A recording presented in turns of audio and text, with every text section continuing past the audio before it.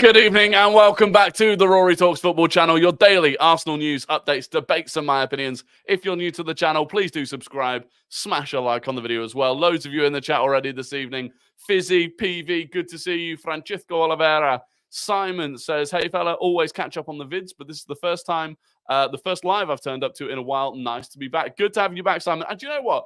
Anyone who is currently watching this on catch up, watching it as a video after I finished, I appreciate you. I do appreciate you. Thank you very much for watching the videos back. Emilio, Sport Cat, Absolute Cack, Rohit, Saka, Smithy, George Christodoulou, SAS Does Stuff, Pekka. It is good to see you all. VV Vlad's in as well.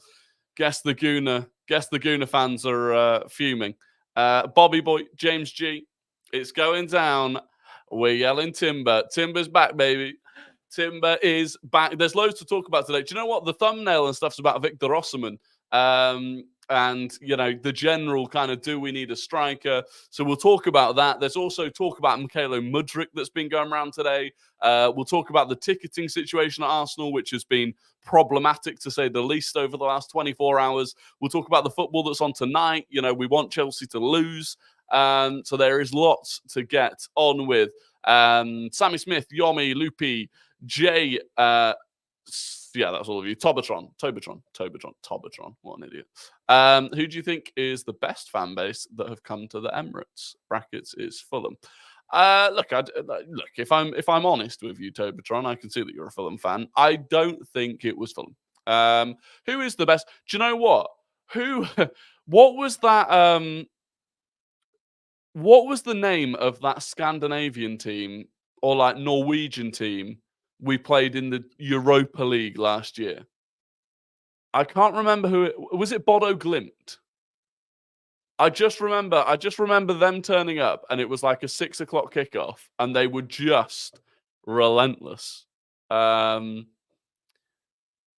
Is it realistic to say Timber to make the bench for Porto Chelsea, or is it more likely to be City away? Yeah, Bodo Glimt. Yeah, I thought so. Look, on Timber. In fact, let me just grab the pictures up and I'll just show you, because Arsenal have tweeted about Jurrien Timber today. And it's exciting. It's exciting. So a bunch of pictures came out from training, and yeah, here we go. So Jurrien Timber is back. Jurrien Timber is back. Can you see this? Yeah. So this is Jurrien Timber in training at the Emirates. So there was a training session at the Emirates today, and Jurrien Timber was there, and he wasn't just there. As you can see, he's, you know, walking around. I was like, fair enough, but what's he actually doing? They put out this picture. This picture for me is the one that is exciting, because that looks like he is fairly active. I don't know if he's doing any like contact in terms of tackling and stuff, but I think that is a really good sign. I really do. So look, we'll see what happens with it, but it is exciting. It has to be said. I was there. RC Lens, they lost 6-0 and cheered their team all the way to the end. That is true, Simon, but they were knobs. RC Lens were knobs. They were good, but when it got to like 4-0, they were throwing flares into the home stands. They were ripping seats out. Whereas Bodo Glimt, as far as I could tell, they were actually just good fans. Trossard's trying to kill him. Yeah, can you imagine? I saw, yeah, Thomas Partey's back. Gabriel Jesus is back. Obviously, look, we don't know exactly what they were doing in these sessions, but Gabriel Jesus was there. Thomas Partey was there.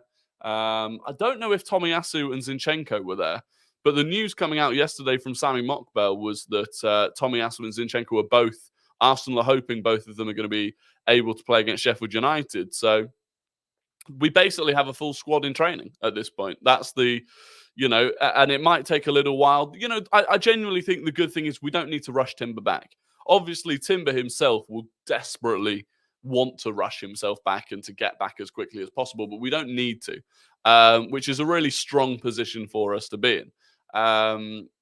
No Tommy and Zinni. Yeah, there was no Tommy and Zinni, which is interesting because they were the two that were highlighted yesterday by Sammy Mockbell and a couple of others as being ones that Arsenal were hopeful were going to be backed by Sheffield United.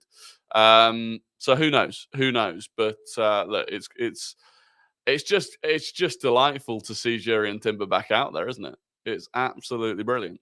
Tomiyasu is a weird one because he was injured before the Asia Cup, but then he was playing in the Asia Cup. Yeah, look, whatever it is, it was frustrating that he did essentially go and play the whole of Asia Cup, and then came back and immediately was injured for us. Like that is frustrating. That is frustrating. The Mudryk drama, yeah. Well, so Mykhailo Mudryk, right? This is quite funny.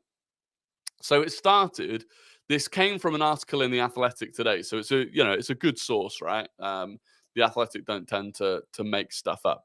And they said, in the case of Mykhailo Mudryk, Arsenal were prepared to smash their transfer record in January 2023 by matching Chelsea's £86 million offer, albeit with a different payment schedule and add-ons that Shakhtar Donetsk considered less realistic. So we kind of knew that, right? Arsenal offered the same total amount as Chelsea, but a part of that was in add-ons that they didn't think we'd get, whether that was winning the Premier League or whatever. And part of it was the payment schedule. And so, it never happened. When the deal did not materialise, Arsenal's understanding was that Mykhailo Mudryk was devastated. Mudryk still has admirers at Arsenal who believe his audacious talent can be unlocked. And we'll talk about that in a minute.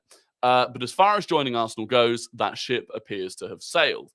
And that was interesting enough, right? The finding out that Mykhailo Mudryk was devastated. That could be, in terms of what devastated means, that could just be exaggerated by The Athletic. But Team News and Ticks then came out, and you'll know Team News and Ticks is a very, very reliable source, doesn't make things up.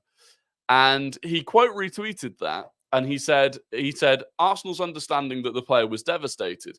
When someone calls you in tears as they're on the way to the airport, saying, can't you do something? I want to play for you. I'd probably understand why they were devastated too. So he's effectively saying that Mykhailo Mudryk was crying on the phone to Arsenal, begging them to do something to get him to the club. And MM is right. Lots of Chelsea fans were questioning that, just saying, they don't know that Team News and Ticks is Team News and Ticks, and so they were saying, he's just lying, and you're believing it. But I've never been given a reason not to believe him. So very amusing, and that has led the kind of Arsenal community today to start asking the question, because when you combine Mykhailo Mudryk's desperation to join Arsenal, you combine it with the fact that Arsenal really were determined to get him, and the fact that Chelsea may well need to sell players for cheap this summer. Would you take Mykhailo Mudryk? And I'm interested to know what you would think. In fact, I'd rephrase the question. I'll rephrase the question. How cheap would Mykhailo Mudryk have to be for you to want to sign him? Because I think for some level of money, all of us would take Mykhailo Mudryk, right? We'd all take him. But how cheap would he have to be for you? Because I've seen some people that I respect, by the way, in the kind of Arsenal Twitter space, saying that they'd pay 50 million for him, which I think is quite a lot. I think, given what he's shown so far, I think 50 million is quite a lot. Ross Lawman's come in 9 minutes late. 30 million. Finn Carr says 25 to 30, 20 for Absolute CAC, 30 for George Christodoulou, 12 to 20 for Pekka, 40 for Summer. Does anyone go above 40? Most people saying sort of 20 to 30. Emilio saying nothing more than 45. 25 mil plus 5 million add-ons. I'd assume George says, I'd assume Chelsea would want at least 50. Magnus saying 30. So pretty much everyone's sort of 20 to 40, with most of you being 20 to 30, which I think's fair. And the way I would look at it is this. Just take Mykhailo Mudryk as you've seen him. As you've seen him so far, the player that you've seen at Chelsea this season, and the history that he has before that. Because that's where because some people have said, well, Kai Havertz wasn't good and you bought him, and Arsenal fans were happy with that. But Kai Havertz had shown what he was capable of at a decent standard. Don't get me wrong, I don't think the Bundesliga is as competitive as the Premier League, but it's a hell of a lot more competitive and a hell of a lot higher level than the Ukrainian league. So if you look at what Mudryk's done, you look at the level he's done it at, I think it would be very difficult to justify spending, more than 25 million on him. Now, if we went and spent 35, 40, I'd trust the process. Of course, I'd trust the process. But, doesn't get in over Trossard, so why waste the money? Well, it could be a bit longer term. It's a bit of a different option. Like, he does have some raw attributes that are desirable in terms of things that you can't teach. Predominantly his pace. Like the raw speed and athleticism that he has, you can't teach that. And so when players do have that and they can play to a reasonable standard, they're worth more money. It's like Adama Traore, right?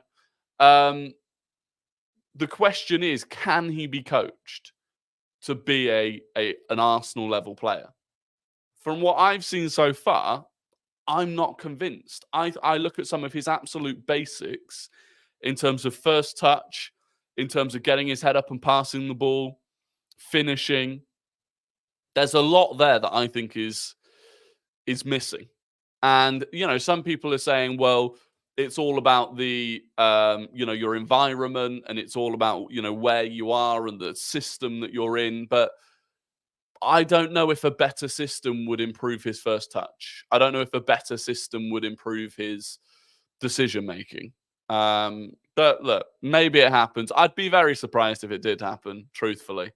VV Vlad says, I wonder what Arteta would do. Well, that's the one thing that I would hold on to, is Arteta and Edu clearly saw something. They were willing, at the time, that would have been a record transfer for us. They were willing to break our transfer record on Michaela Mudryk. So you have to assume there is a player there that they've seen. We've just not seen it at Chelsea, that's for sure.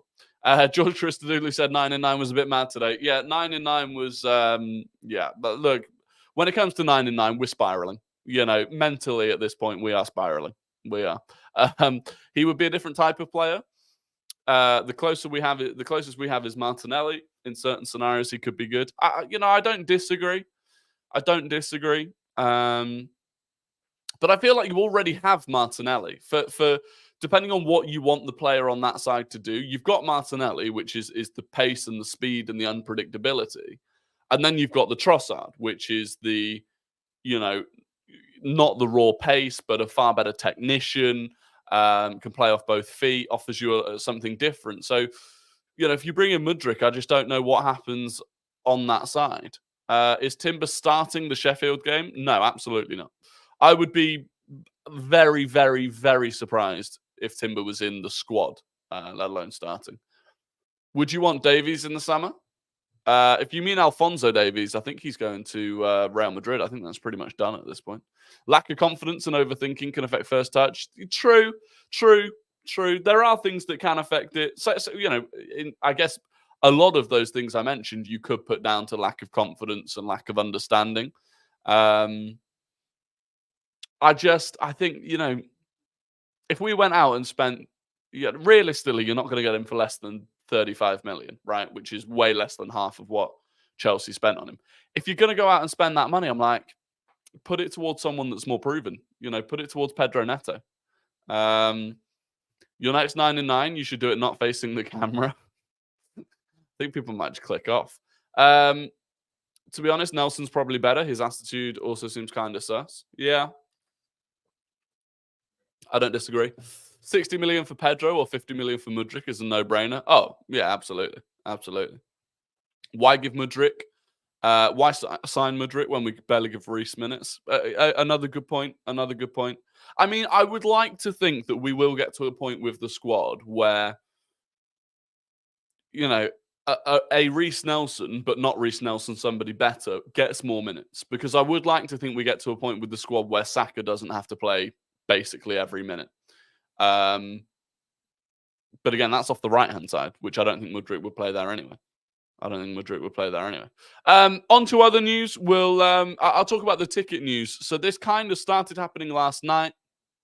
Basically, Arsenal fans, legitimate, genuine Arsenal fans, started getting emails telling them that their accounts, their membership accounts with Arsenal had been banned. That any tickets that they had for future games had been taken off them, and they wouldn't be getting a refund for it. And if they were on a waiting list for a season ticket or whatever, they would no longer be on the waiting list. Effectively, Arsenal had completely removed them. Now, this is something that happens a lot to touts who use software like bots to hoover up tickets off the ticket exchange and then sell them on for a massive profit. And that is fine that Arsenal have been doing that and banning them.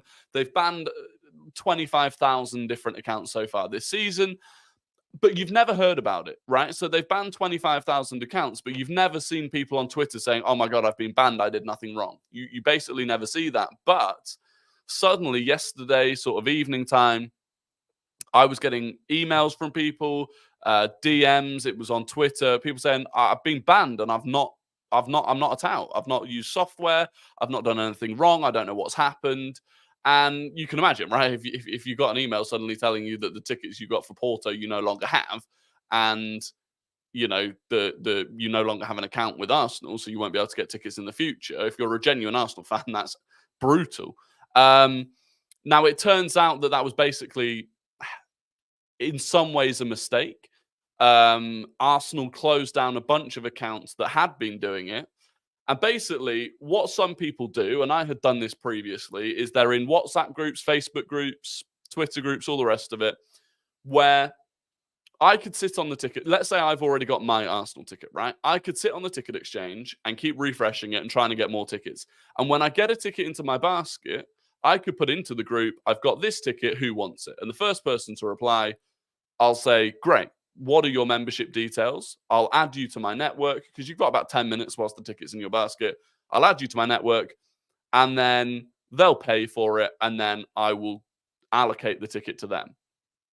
The issue people were having is that, most people thought if that's how they were buying tickets, there was nothing wrong with it because maximum people would like add a tenner onto it for the convenience.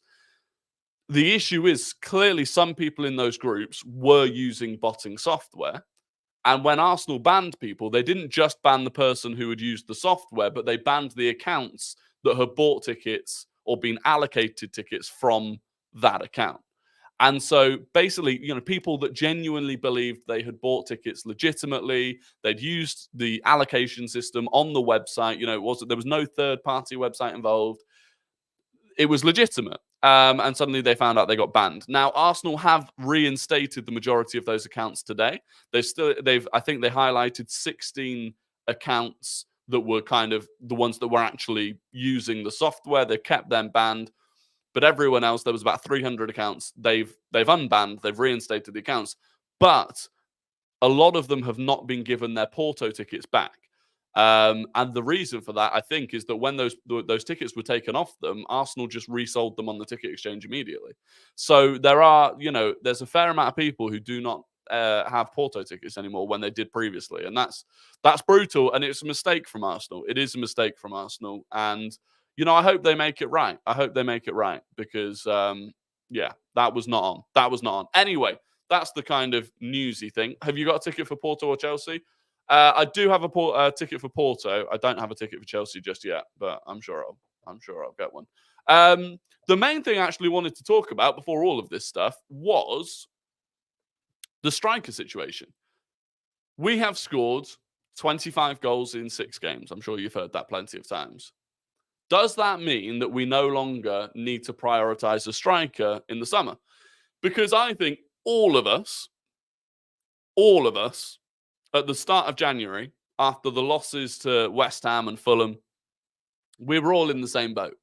Ideally, we kind of wanted a striker in January, but when we found out that wasn't going to happen, it was like, okay, that is the absolute number one priority in the summer. And if you're like me, the favoured option is Victor Osimhen.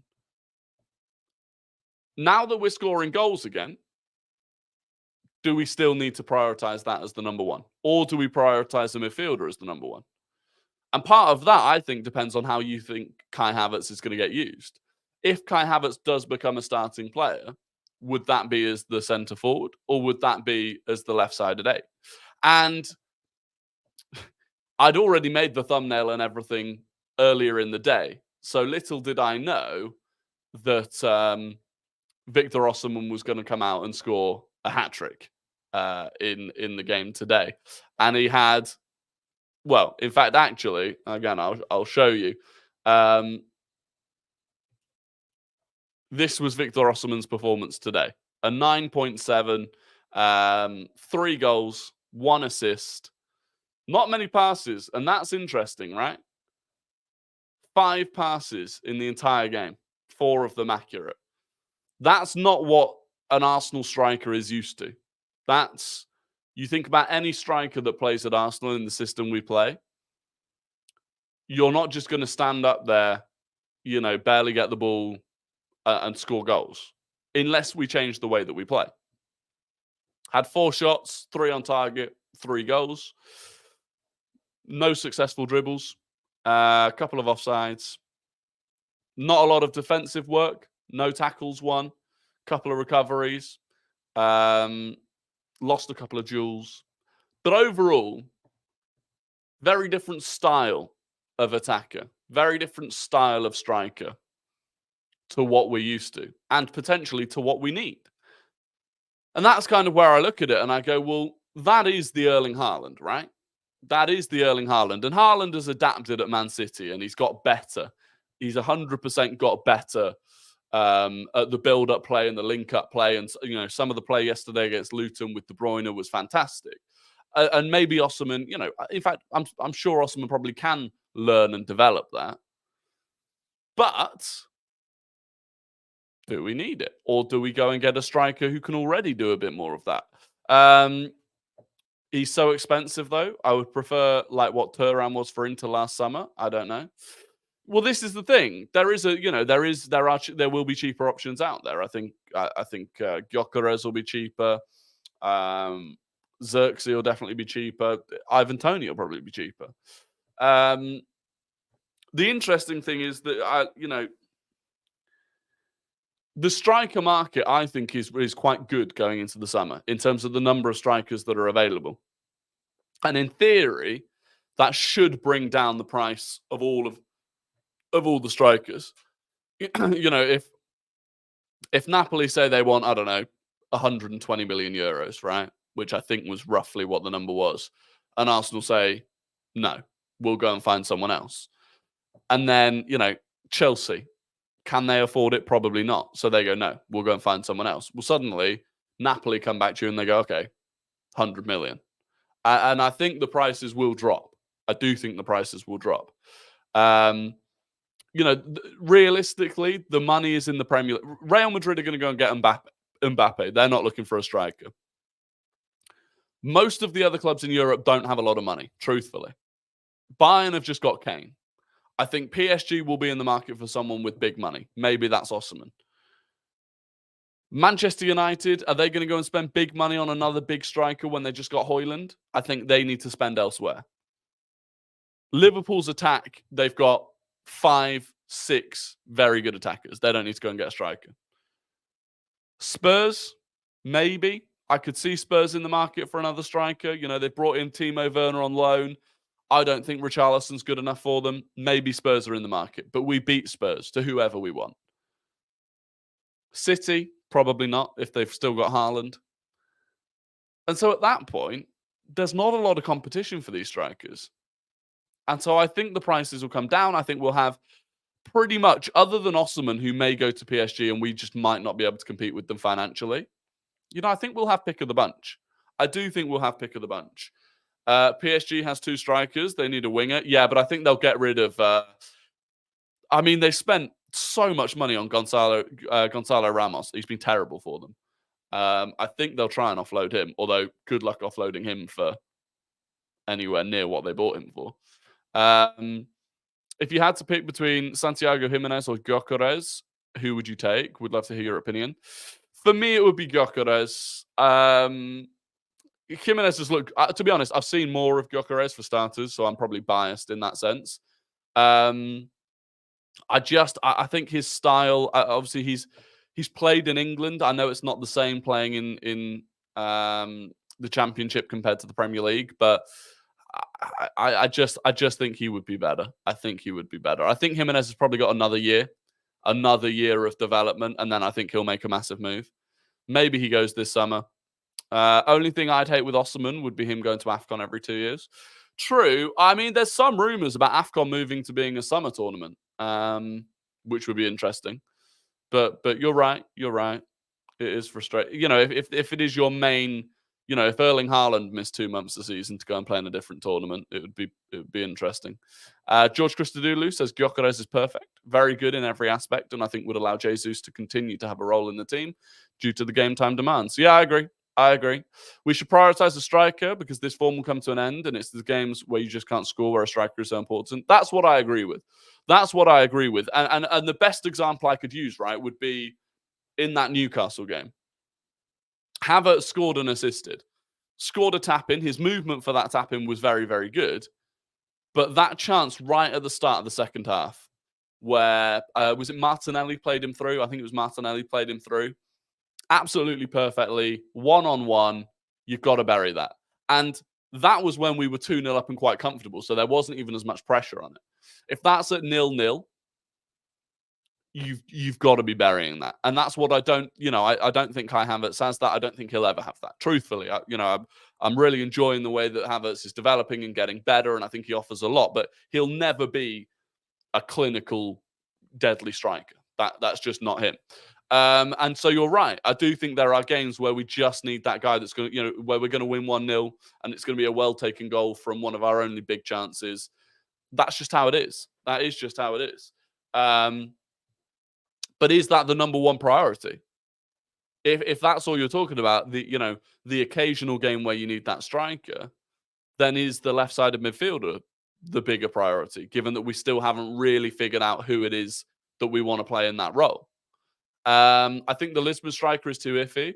If Arsenal were genuine admirers of him, we'd have gone for him in a good season in Portugal. Shouldn't change that. Yeah, possibly. Rory, in your opinion, who is the most boring club? Who's the most boring club? Probably like Crystal Palace. Just I swear they never get any sort of depth in any cups. They never go deep in a cup. They're never close to getting Europe. They're never really in a relegation scrap. It's just like, I like the way they play sometimes. Has to be Palace with no Eze or Elise. Well, yeah, exactly. And they're probably going to lose Eze and Elise this summer. So, yeah, I would say it's them. If we signed Mudryk or a winger, could you see Arteta potentially developing Martinelli to a centre forward? Well, that's one other thing I've been thinking about, is if we went for a left wing, like long term, does Martinelli play through the middle? Which a lot of people have speculated for quite a long time, was that eventually we'd move Martinelli down the middle. Does that ever happen? I don't know. Because I genuinely think in our current system, I don't think Martinelli fully suits that left-hand side. I don't know. Who do you think Eze or Elise will go to? I think Eze will go to Man City, and I think Elise will go to Man United. I think United are going to get rid of Anthony, and they'll bring in Elise, and I think Eze will go to Man City. Striker top priority. We can play Georgie for another season. Eddie and Jesus for another season is a no. I'd agree with Jorginho. I'd agree with Eddie. I don't agree with Jesus. I do still think the issue with Jesus is his fitness, not his ability. I still think Jesus at his best is good enough for Arsenal. I think in the last few games, if he'd been there instead of Trossard, I'm not convinced we would have not won those games as easily as we did. So if we sign a striker, do we offload Jesus? No, we offload Nketiah. Offloading Nketiah. Jesus is a versatile player that can play anywhere across the front three. Yeah, definitely wouldn't get rid of him. I'd be very shocked if we got rid of him. Very, very shocked. Sell Eddie, 40 million. You're not good. They are some ambitious numbers, Jelly Belly. I would say Eddie, you'd be looking at 25 million. Rambo, you'd be looking at 40 million. Reece, you'd be looking at probably 20 million. I think they're a bit ambitious numbers. Anyway, it is time for Guess the Gooner, the game where I give you 5 clues about an ex or current Arsenal player, and you have to guess who that player is in the chat. First person to get it right gets the immense pride and respect of the Rory Talks Football community. So get your fingers on your keyboards for today's Guess the Gooner. Clue number one. They joined Arsenal from another Premier League club in 2014. They joined Arsenal from another Premier League club in 2014. They made just 30 appearances for Arsenal in 4 years. They made just 30 appearances for Arsenal in 4 years. They played 327 times in Ligue 1. They played 327 times in Ligue 1. They scored 2 goals in 27 games for France. 2 goals in 27 games for Le France. And they left Arsenal on a free in 2018. So they joined Arsenal from another club in 2014, another Premier League club in 2014, made 30 appearances in 4 years for Arsenal, played 327 times in Ligue 1, scored 2 goals in 27 games for France, and I'm going to spat on the mic. That's unfortunate. And they left Arsenal on a free in 2018. So there you go. And I'll be honest. I saw exactly who got it first. Oh, I didn't see who got it first. I thought I saw who got it first. But the person that actually got it first, a return to the throne for Ross Lawman. He spelt it wrong, but I'll give him the benefit of the doubt. It was indeed Matthew Debussy. Ross Lawman was first. VV Vlad was second. George Christodoulou was third. Joseph Phelps was fourth. And Yomi was fifth. Some very, very questionable spellings of Debussy there. I'll give the benefit of the doubt that it was people trying to type as quickly as they could. But it was indeed Matthew Debussy.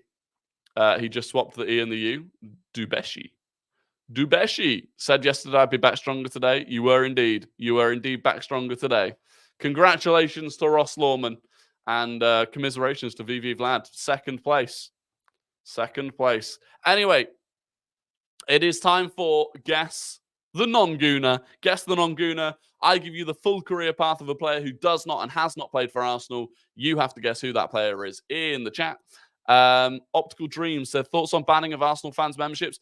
If you go back about 15 minutes in the stream, I spoke about it. I did like a whole little uninterrupted bit on the fan membership situation. So I won't go back for it again now. But if you go back about 15 minutes, that'd be good. So today's Guess the Non-Gooner. Started their career at El Nacional. They started their career at El Nacional. They went to Villarreal. They went to Huelva on loan. They went to Wigan Athletic on loan. They went to Wigan Athletic permanently. They went to Manchester United. And they went to LDU Quito. So, El Nacional, Villarreal, Huelva on loan, Wigan permanently, Manchester United, LDU Quito, and they actually came out of retirement and played for Querétaro FC, and then have retired again since. There you go. Lots of you getting it now. There were quite a few. Who did we have? We had Gyökeres and Suarez and Torres, Forlan, Ben Brereton, De Gea. But actually, the first person to get this one correct today was the Cheesecake 123. It was indeed Antonio Valencia. and it was the Cheesecake 123. Congratulations! I don't recognize that name. I certainly don't recognize it as a winner of Guess the Gooner or Guess the Non-Gooners. We have a new winner, on the throne of Guess the Non-Gooner. VV Vlad was second. I mean, that's 2 runners-up medals for VV Vlad today. That is a gutting evening. Matt Fed came third. George Christodoulou came fourth. And Francisco Oliveira came fifth. Yomi and Joseph Phelps just missing out on the top 5 there. But congratulations to the Cheesecake. Congratulations. FA Cup quarter-final draws. Wolves or Brighton versus Coventry. Forest or United versus Liverpool or Southampton. Chelsea or Leeds versus Chelsea or Leeds versus Leicester. And Man City versus Newcastle. Man City versus Newcastle. Wow. So I mean, look, you could have Man City versus, you've got Man City versus Newcastle, and you could also have United versus Liverpool. Interesting. Chelsea or Leeds versus Leicester. So I had a bet on Leicester. After Arsenal went out, I put a bet on Leicester to win it. Just to give myself a team to kind of randomly support for the rest of the FA Cup. And I mean, ideally, they'd be against Leeds, not against Chelsea. Well, I say that. Well, maybe I'd rather they were against Chelsea. Are you watching any of the games tonight? Yeah. What game shall I watch tonight? What game are you all going to watch tonight? Because there's Chelsea against Leeds. Forest against United, I think, is really interesting, and I think Man United might lose. Wolves against Brighton is probably a good game in terms of, like, they're a good matchup. Liverpool against Southampton, probably won't watch that, but I'm going to watch Forest United. I think Chelsea against Leeds could be interesting. Realistically, I might just hate watch both of them. We want Chelsea to lose, remember, not just because it's Chelsea, and not just because it'd be funny, but because if Chelsea win, remember as well, there's no replays, so it goes to extra time and penalties if it's a draw. If Chelsea win and they get through to the next round, if we were to continue progressing in the Champions League, the only free midweek, or the first free midweek there would be for that Chelsea game to be rearranged, would be midweek before we play against Spurs away. So ideally, as it stands, the preparation for Spurs away, we would have a whole week off in the build-up to it. If we had to play Chelsea in that midweek, that would be annoying. So, yeah, we want Chelsea to lose. The